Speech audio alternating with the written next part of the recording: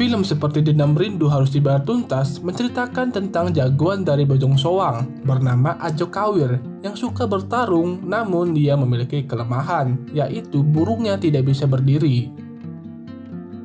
Bagaimana kisahnya? Simak video sampai akhir ya.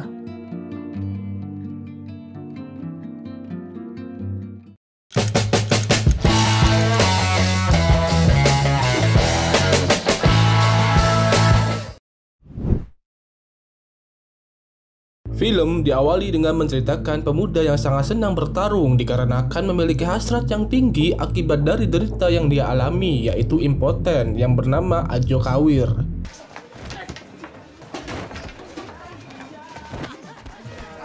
Dia sangat suka melakukan aktivitas yang memacu adrenalin. Ternyata penyakit yang merenggut kejantanannya telah dialami Ajo sejak kecil.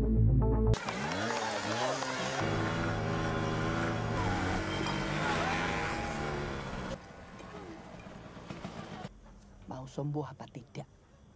Tidak ada yang lebih menghina pelacur kecuali burung yang tidak bisa berdiri. Ajo bertemu si Iteng, preman yang disewa Pak Lebe untuk menjaga tempat ini dan berkelahi. Yang mana pertemuan ini membuat perubahan dalam kehidupan mereka. Hei, ada urusan apa? Aku mencari Pak Lebe. Tarik kata-kataku. Namun, Iteng yang merupakan seorang wanita tidak sanggup menyamai kekuatannya dan Ajo berhasil melumpuhkannya. Langsung saja Ajo menemui Pak Lebe, kemudian memotong telinganya sebagai peringatan untuk melunasi semua hutangnya. Kau kenali wajahku ya? Jika kau ingin membuat perhitungan dengan Bapak. Aku punya obat Cina. Kau bisa minum itu. Scene berpindah ke kampung halaman Ajo yang mana terlihat mantan mafia bernama Paman Gembul meminta bantuan untuk menghabisi seseorang ke preman senior yang sudah pensiun. Namun preman senior menolak permintaan itu dan menawarkan kejagoan baru yaitu Ajo Kawir. Ia pasti akan senang memiliki alasan untuk berkelahi.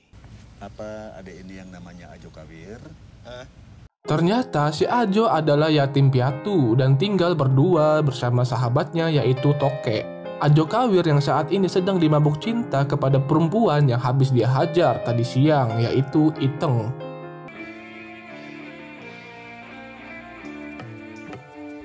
Kemudian Ajo mendatangi tempat kerja baru Iteng di pasar malam yang sebelumnya kerja bersama Pak Lebe menjadi talent di tong setan atau pemotor yang mengelilingi papan kayu berbentuk silinder. Iteng menyambut baik kedatangan Ajo dan semakin malam obrolan mereka semakin mesra. Ketika Iteng ingin menyentuh milik si Ajo, Ajo langsung menghindar dan pergi dari tempat tersebut. Tapi aku belum memberi bagian. Burung, kau harus bangun. Karena dia mengalami impoten, kehidupan cintanya pun terganggu hingga membuat depresi dan stres.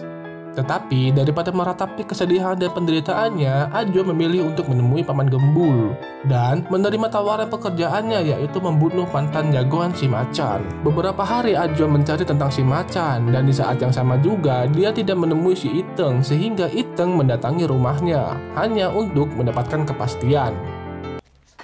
Aku mencari si Macan. Aku akan senang mendengar kabar kau berhasil membunuhnya. Putus cinta hal biasa. Kasih orang tua sepanjang masa. Kemana saja kamu? Kenapa tidak kamu balas semua laguku? Minimal kau balas lagu-lagunya. Di tengah-tengah semak, Iteng mengatakan bahwa dirinya sudah tahu kelemahan si Ajo yang miliknya tidak bisa berdiri, namun Iteng menerima apa adanya si Ajo. Aku tak bisa Macan. Aku juga mencintaimu. Setelah itu mereka sepakat untuk menikah dan ketika Iteng mempersiapkan keperluan nikahnya di sana bertemu dengan si Budi yang dulunya merupakan teman seperguruan dan juga memiliki hubungan spesial kepada Iteng.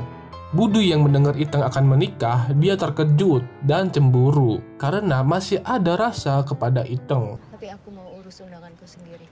Jika kau ingin berkelahi denganku, katakan saja kapan dan di mana. Aku mencari si Macan. Berdoa saja itu bukan hari kematianmu. Beberapa bulan pesta pernikahan akhirnya diadakan. Si Budi pun datang dan mengucapkan selamat kepada Iteng walaupun masih dalam keadaan cemburu. Selamat ya Iteng.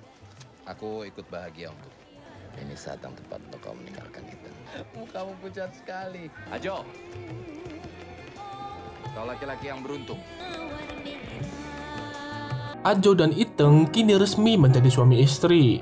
Ajo pun berhenti untuk berkelahi dan fokus membuka bengkel bersama sahabatnya yaitu Toke. Walaupun Macan menelpon untuk bertemu, Ajo menolaknya dan berkata bahwa dia sudah tidak mengambil pekerjaan itu lagi. Dan Ajo demi memenuhi kebutuhan biologis Iteng, dia hanya menggunakan keahlian jarinya. Apa nih? Aku Macan. Kau bisa datang kapanpun kau mau. Perempuan cantik, istriku.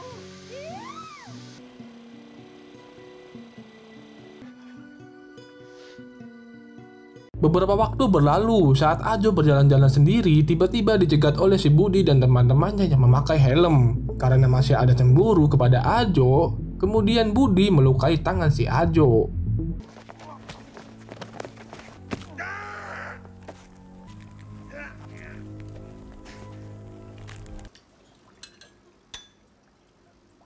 Saat bersama di rumah, Ajo menceritakan kenapa miliknya tidak bisa berdiri. Semua berawal pada tanggal 11 Juni tahun 1983 bertepatan dengan gerhana matahari. Saat itu, Ajo bersama temannya Toke mengintip seorang wanita bernama Rona Merah yang diketahui mengalami gangguan mental. Yang saat itu juga datang oknum polisi dan melakukan tindakan tercela kepada Rona Merah yaitu Ena. Ketika Ajo dan temannya sedang mengintip, tiba-tiba ketahuan. Salah satu oknum polisi berhasil menangkap Ajo kecil dan memaksanya menonton adegan tercela tersebut. Sabar, tunggu bagianmu.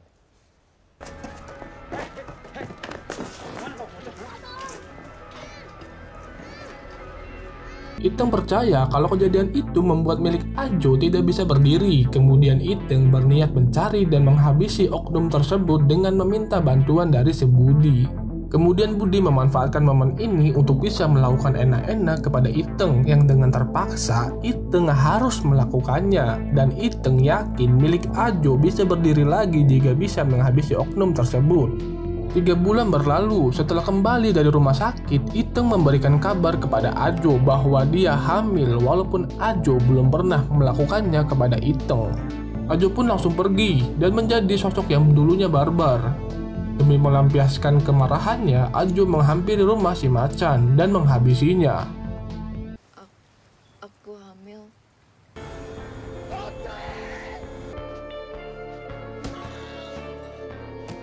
Setelah menghabisi si Macan, Ajo ditangkap dan dipenjara, sedangkan Iteng perutnya kian membesar, mengandung anak dari si Budi. Di penjara setiap hari, Ajo disiksa oleh para narapidana lainnya, dan beruntungnya Ajo disatu-satukan dengan seorang ahli bela diri bernama Ki Jempes, sekaligus kenalan dekat Paman Gembul.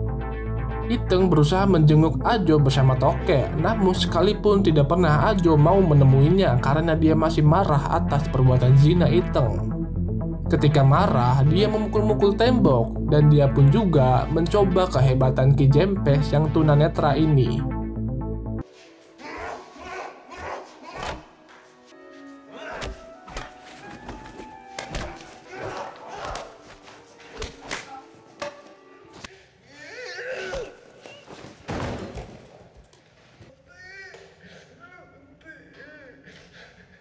Kemudian Iteng mendatangi rumah bekas si Rona Merah untuk mencari petunjuk tentang 2 oknum polisi yang sudah memperkosa Rona Merah dan menyebabkan milik Ajo tidak bisa berdiri.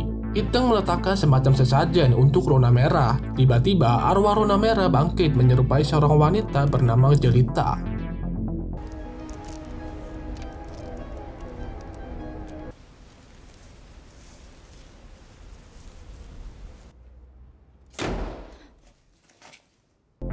Demi dia bisa fokus untuk memburu 2 oknum polisi tersebut, Iteng menelantarkan anaknya di depan salah satu rumah warga. Setelah memastikan bayinya baik-baik saja, dia pun pergi menemui si Budi untuk menagih janjinya, mencarikan alamat tentang 2 oknum tersebut. Aku menagih janjimu. Mana 2 bajingan itu? Parahnya, si Budi mengatakan untuk melupakan tentang itu dan hidup bersamanya. Mendengar itu, Iteng emosi dan memukul Budi hingga sedotan menusuk hidungnya. Dan akhirnya terjadi perkelahian yang membuat Budi mati tertusuk gantungan baju. Hiduplah denganku itu.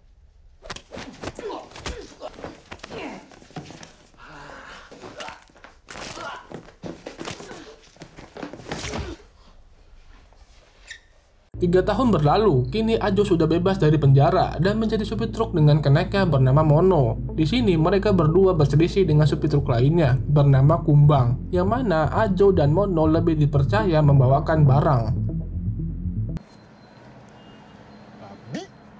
Perselisihan ini dibawa sampai ke jalanan. Kumbang mengajak ribut dengan memancing emosi si Mono. Dan di sini kita diperlihatkan sikap Ajo telah berubah dari yang barbar menjadi kalem. Sudah.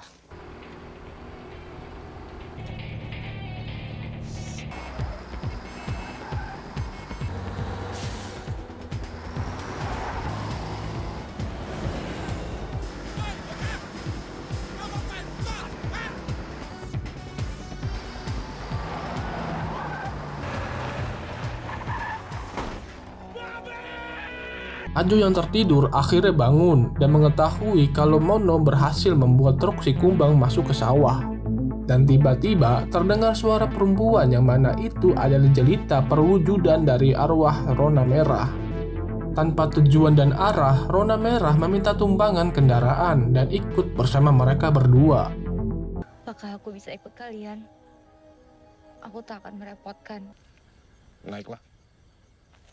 Di tempat lain, kita diperlihatkan Iteng yang baru saja keluar dari penjara akibat membunuh Budi dan dijemput oleh Paman Gembul. Ternyata, Paman Gembul membantu pembebasan Iteng karena memiliki hutang budi kepada Ajo karena telah berhasil menghabisi si macan. Paman Gembul kemudian memberikan alamat 2 oknum polisi yang selama ini dicari-cari oleh si Iteng. Serahkan itu pada suamimu. Selesaikan urusan ini dan kalian bisa hidup bahagia. Aku tak peduli kenapa kau harus mati dengan tenang. Kau harus peduli. Kemudian Iteng berpura-pura memancing dan saat target pertama bernama Kumis datang, Iteng merayunya dan mengajaknya ke belakang. Dan Iteng akhirnya pun berhasil menghabisinya. Kau tak perlu tahu siapa aku. Lalu Iteng menghampiri target kedua bernama Codet dan berkata bahwa dia datang untuk menghabisinya sebagai perwakilan dari suaminya. Hah, kau pemetik bunga yang lihai, Patua.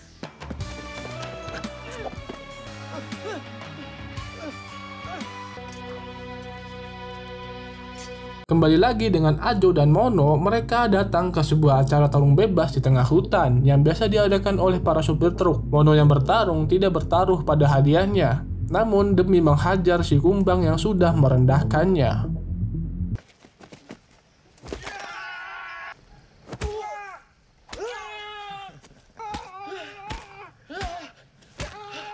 Setelah berhasil mengalahkan Kumbang dan mendapatkan banyak uang, Ajo meminta Mono untuk memulihkan luka di kakinya. Ajo ditemani jelita yang masih ingin ikut bersamanya melanjutkan perjalanan mengantarkan barang. Saat malam tiba, mereka bercakap-cakap untuk mengisi malam yang panjang. Dan jelita mulai bercerita hal vulgar tentang seorang gadis bersama Om-Om. Ketika mendengar itu, milik Ajo langsung tegak lurus sekeras batu. Jelita yang mengetahui itu tertawa creepy. Dan Ajo pun turun, namun saat kembali, jelita menghilang perlahan layaknya ditelan bumi.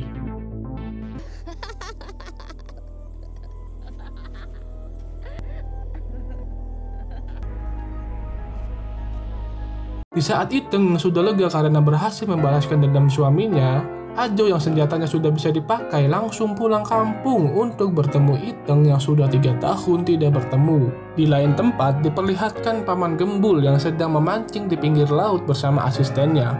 Tiba-tiba muncul sosok ninja yang kemudian menghabisi si Paman Gembul tersebut. Ternyata sosok ninja itu adalah jelita perwujudan arwah Rona Merah yang membalas dendam kematian suaminya akibat Paman Gembul.